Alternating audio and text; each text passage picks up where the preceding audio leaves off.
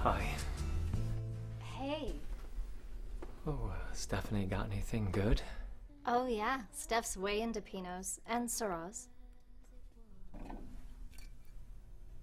Wow, that's tempting, but shouldn't we hold back on that for a few years? It's pretty massive. I just thought you'd like to see it. Tantara, yeah, I've only had their Zin. We could do that. Or this. Nope. I don't think we know each other well enough. I'd say this guy is more our speed.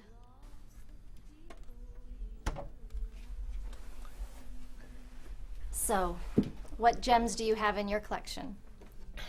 Yeah, it's not much of a collection, really. It's more like a small gathering in a cabinet. I've sort of been living bottle to bottle. But I have some things that I'm saving. I guess the star would be a 1961 Cheval Blanc. You've got a 61 Cheval Blanc that's just sitting there? Go get it. Right now, hurry up. And seriously, the 61s are peaking, aren't they? At least that's what I've read. What are you waiting for? I don't know, special occasion, the right person. It was supposed to be for my 10th wedding anniversary.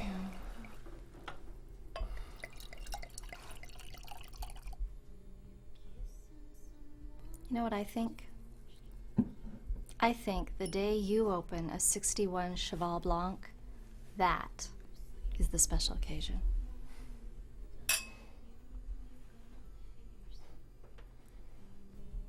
So how long have you been into wine? I suppose I started getting serious about 7 years ago. What was the bottle that did it? 88 Sassicaia.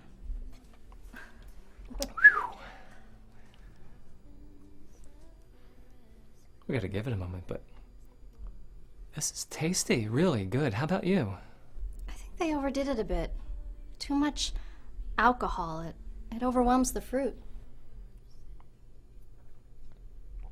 Yeah, I'd say you're right on the money.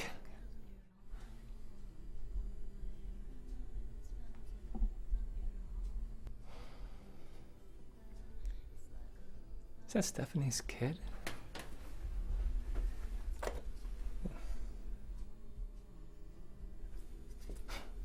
Sure is cute. Yeah. Sienna. She's a sweetie. Is she sleeping, or? No, she's at her grandmother's. She spends a lot of time over there. Steph's, well, she's Stephanie. You got kids? Who, me? Nah. I just fucked them up. That was the one unpolluted part of my divorce. No kids. Yeah. Same here. Our friends are hitting it off. Let's go out there.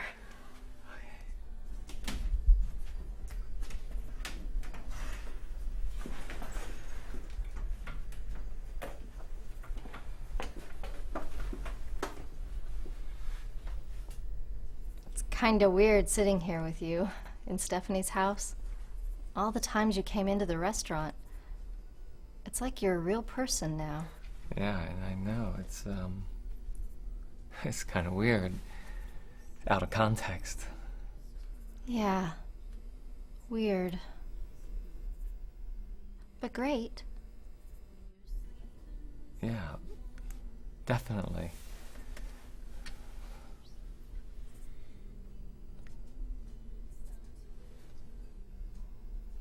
So, what's your novel about?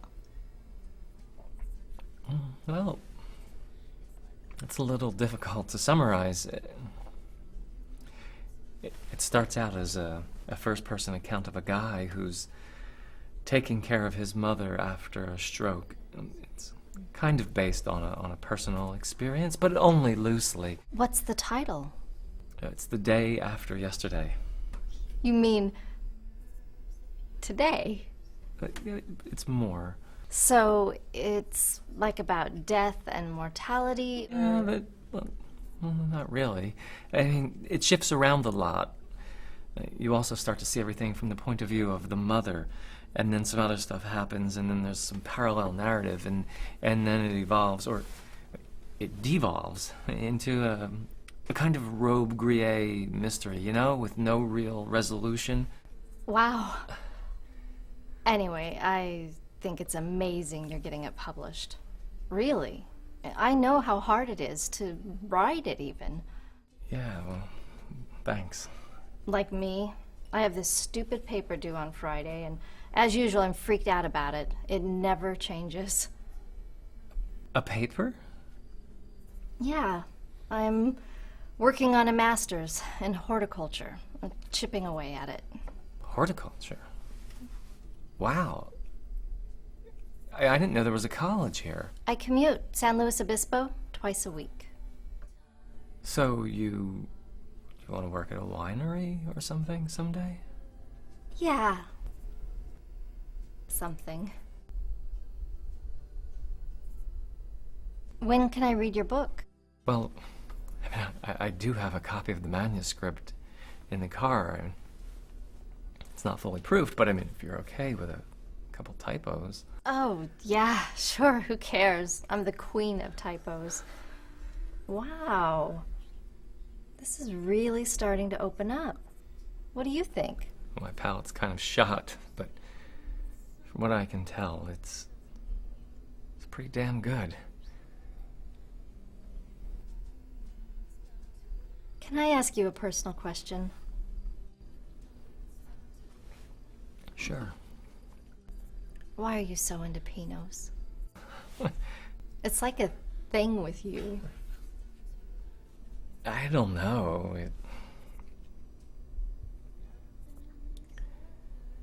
It's a hard grape to grow, as you know. You know, it's thin-skinned and temperamental. It's not a survivor like Cabernet that can grow and thrive anywhere and, you know, even withstand neglect. Pinot is, it's only happy in these little corners of the world, and it needs a lot of doting. It's only the most patient growers that can do it, really. They can tap into Pinot's most fragile and delicate qualities. It's only when someone's taken the time to truly understand its potential can Pinot be coaxed into its fullest expression. And when that happens, I mean, its flavors are the most haunting and brilliant and subtle and thrilling on the planet. I mean, Cabernets can be powerful and exalting, but well, they seem prosaic to me for some reason by comparison. How about you? What about me? I don't know, I mean, why are you into wine? I suppose I really got into wine originally through my ex-husband. He had this big show-off kind of cellar, but I discovered I had a really sharp palate, and the more I drank, the more I liked what it made me think about. Yeah? Like what? I started to appreciate the life of wine. That it's a living thing. I like to think about what was going on the year the grapes were growing, how the sun was shining that summer, or if it rained, you know, what the weather was like. I think about all those people who tended and picked the grapes, and if it's an old wine, how many of them must be dead by now. I love how wine continues to evolve. How every time I open a bottle, it's going to taste different than if I'd opened it on any other day, because a bottle of wine is actually alive. It's constantly evolving and gaining complexity. Well, that is until it peaks, like your 61. And then it begins its steady, inevitable decline. And it tastes so fucking good.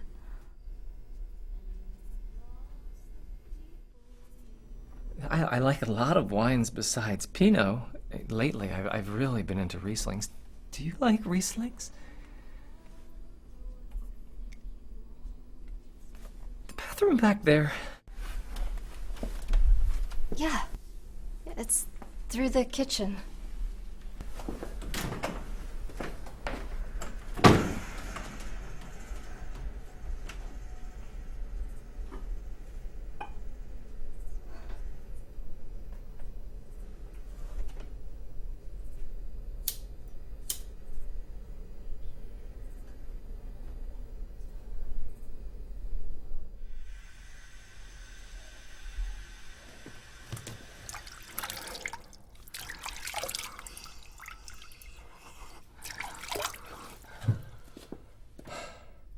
You're such a loser.